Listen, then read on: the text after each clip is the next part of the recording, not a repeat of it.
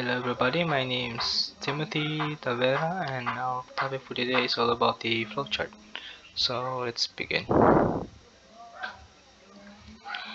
A flowchart is a planning tool that graphically portrays a programming task. Is visual diagram showing the progress of works through a sequence of operations. So ang algorithm mao gyud ang tilbdan sa mga steps nga kinahanglan aron masulbad ang usa ka problema. Apan ang pamaagi sa pagpresentar niini nga mga steps ngadto sa peng mga pahayag nga uban sa English. Makapaminos sa dali nga pagsabot tungod kay kinahanglan pasahon sa usa ka tibuok nga pulong nga nagrepresenta sa mataglakang sa dili pamasabtan ang idea ug masabtan ang konteksto. Mao kini ang hinungdan nga mas popular ang paggamit sa flowchart kay ang uban mga himan sa pagmodelo. Ang flowchart nagrepresenta sa detalye sa mga steps sa pagsulba sa problema sa graphic nga paagi og tugutan ng mga tiggamit nga makita logical o lohika. Pinaagi lamang sa pagtan-aw sa mga simbolo nga gipakita sa instruktura sa diagram. Benefits and limitations of using a flowchart. So the first one is this one. Ano sila?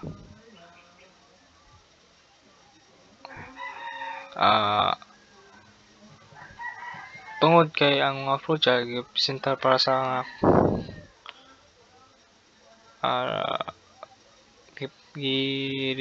gipresentar para sa mga katuyuan, dokumentasyon sa programa na ang mga flowchart nagserbisyo sa katuyuan tungod kay kini nagpresenta sa mga steps sa mas detalyado nga format nga grapiko nga mga lohika sa programa dali nga mag-communicate ngadto sa laing tao nga wala na kinahanglan nga ipasabot sa detalye ang sulod niini.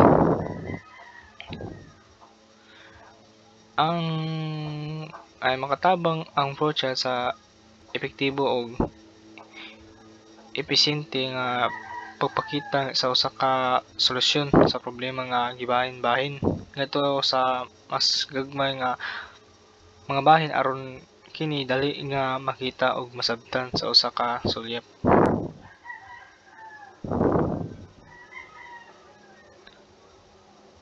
Para sa mga katuyuan sa dokumentasyon sa program ang mga flowchart nagserbisyo sa katuyuan tungod kay kini nagpresenta sa mga steps sa mas detalyado nga porma. Sa higayon nga pagdrawing ang flowchart mas sayon ng pagsulat o pag-code ang programa ngadto sa bisan unsang pinalungan sa programa.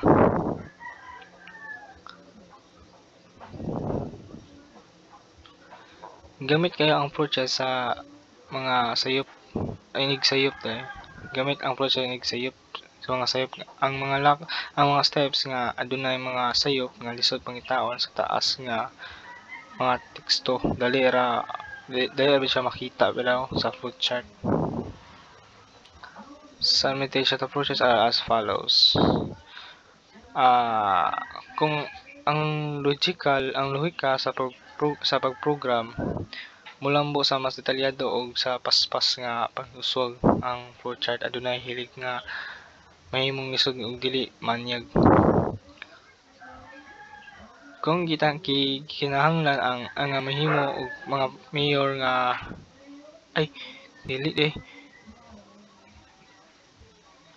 Kung gikinahanglan ang mahihimo og mga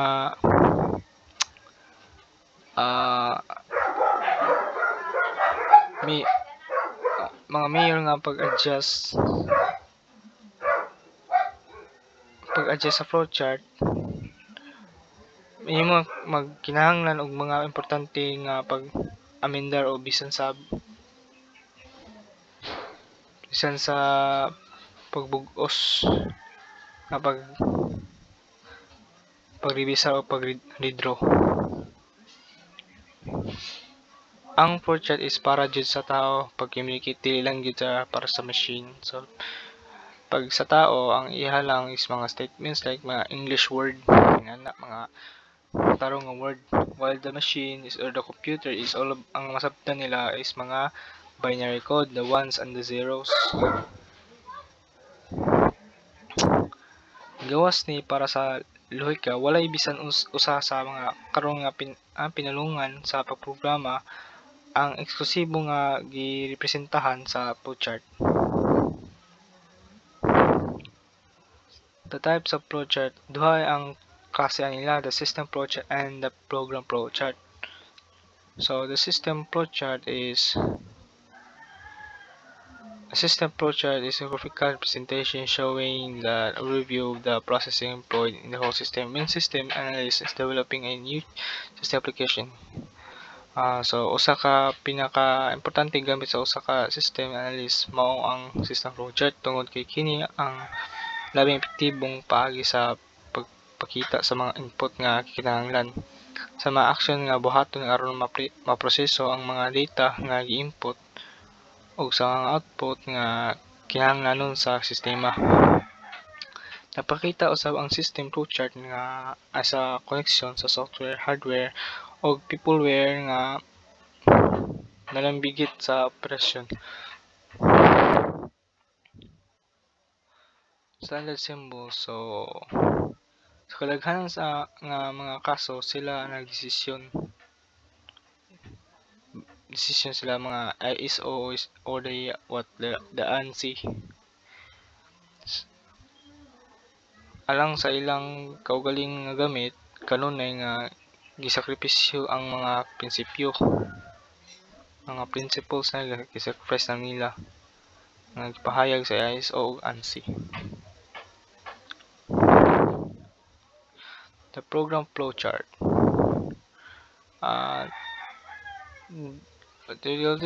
program flowchart is a graphical representation of the logic in solving problem. It provides a detail of steps that sequence in which those steps are executed to generate meaningful results. Dili siya pareha sa system nga flowchart nga nag-ilustrar sa pag-flow sa sistema. Ang program flowchart naglaraw sa pag-flow sa sunod-sunod nga mga steps nga gikinahanglan aron masulbad ang usa ka problema.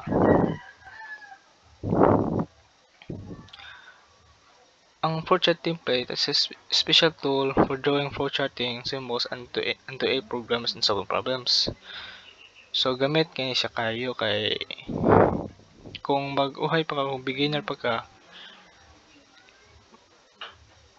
ang kinahanglan na makasabot ka sa flowchart na aron na like maghimo na problema nang himuay og flowchart para di ka maglisod. I-implement na nimo siya dayon pag human sa imo sa flowchart, i-implement na siya into tinod coding. So naay figure 2 to 4 nga picture na diri. So mo ni ang template niya. I think this is a decision siya, arrows, flow arrows, the process, the terminal, what else, I think this is the like tawag we call this the on page. I think this is the on page, or kini is the off page connector. That is the data. So terminal oval. This terminal symbol is used to indicate indicate starting as well as the ending point of a flowchart. It play ng language sa program. So magagamit kini ang una paghimo sa flowchart magbutang jud terminal which is kini. Okay, enable mag-start kasi one flowchart ni do start start statement kay makasugod na ka ba. Ang sugod ani start and then stop. Ang end is to stop. Narang example na diri. Kini siya. Mo ni start niya and this is stop diri na yung process yung mga statement katong mga process, input and the decision. Diri ana.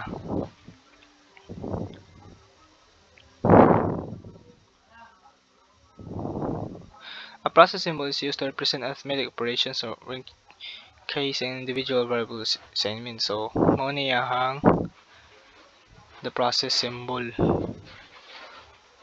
Ang process symbol diha ay mag-process ang iyang mga kuan itong mga kinahanglanon.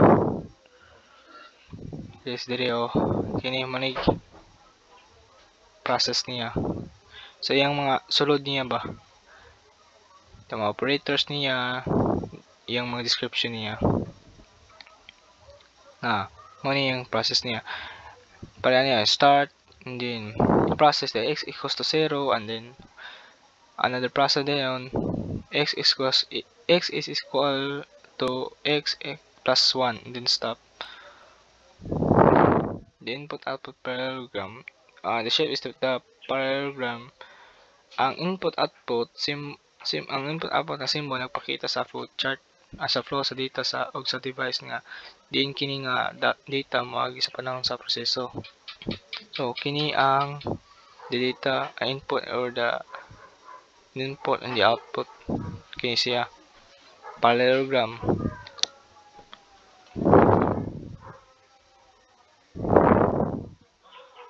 So mo ni isulod sa the input and the output. The input read is either sa kini sa depende nga sa situation or sa problem ano. So depende gid na ang pilian asa ni sila input ba read, write, print or display. So nara siya nag-start x equals to 0 input x and then print x and then stop. This is the input and the output. Decision, the diamond symbol which is the the diamond, this is the decision. Decision symbol is used to evaluate a conditional statement that branch out a required process depending on the outcome of the test, which could either be true or false. Ang decision ay gigamit aron masusi ang usa ka conditional nga pahayag og mga usab-usab pag-agi padulong sa gikinahanglan nga proseso depende sa resulta nga pagsulay nga mahimong tinuod o sayop. Muni iyang sulod sa decision pag-process niya. The equal, the greater than, the less than, the less than, no? Di siya less than dapat, not equal dapat ni. Not equal dapat ni. Di siya not less than. Namali na ito sa libro. Nara.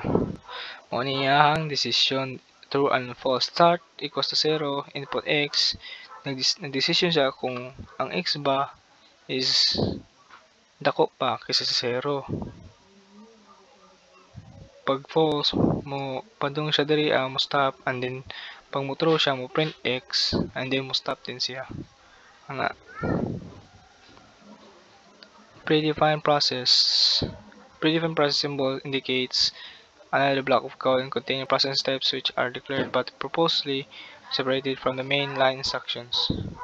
Kini nga porma gigamit aron hilugway ang usa ka subroutine o function sa program na mahimong tawagon sa panahon nga pagdagan. Preparation hexagon. Sa kasagaran, ang mga variable gitakda sa gamit sa ang process box apan usahay tungod sa mga limitasyon sa ang kalangkit sa simbolo sa process ang paggamit ni mayong dili angay. The on-page connector sa small circle man ni aman to on-page connector. Ang on-page connector is the symbols is typically small, is used to show jump from one point to another within the same page. So kita ang gamit ay niya is kung taas ang kuanin mo, kung taas gani ang flowchart pag buhat, gusto kag musuot ka sa pikas, butangon ni siya on page connector para masumpay. Like yung page connector butang kita butangan to 1 ang isa dito ka sa pikas nga nay space nga isuwat, magbutang kag circle diha sa taas, butag 1 kay para connect sila. Off page connector same rin sa on page, pero ang kalayan between sa duha is kini i-connect ang flowchart sa the same page, while ang kini the off page connector is i-connect siya kini nga sa isa ka page from another page. Kana kagibuhat ng flowchart, dili lang basta-basta taas ang flowchart niya kabalhin yun, dili pwede ra siya bubo lang sa flowchart, gusto ka ibalhin mo sa pagka-space, wala siya off-page connector. The flow line, the arrow. A flow line is used to show directional flow of the process in the flowchart. So it helps the reader to follow the procedural sequences. So katuning arrow, kini para kini siya, kini ang arrow gamit na siya pag sabot sa flowchart para mailhan to kung asa siya mag-connect. The annotation ginagamit annotation symbol is used to indicate procedural. Ginagamit ang annotation symbol aron ipakita ang procedural name o usa ka komento aron i-highlight to hatagan og gibug aton ang bahin sa flowchart nga nangilanglan og atensyon. Kung ang flowchart halapad kayo nga gihilugway ang pila ka importanteng punto kinahanglan i-annotate ug ang pila ka procedural steps nga gibalhin ngadto sa mga function o subroutine kinahanglan nga mga function o subroutine kinahanglan nga ngalan. Ang annotation symbol gibutang sa maong katuyuan ug mga komento o ngalan nga gihatag niini kinahanglan nga isulat sulod sa sakop. So that is it. Thank you and God bless.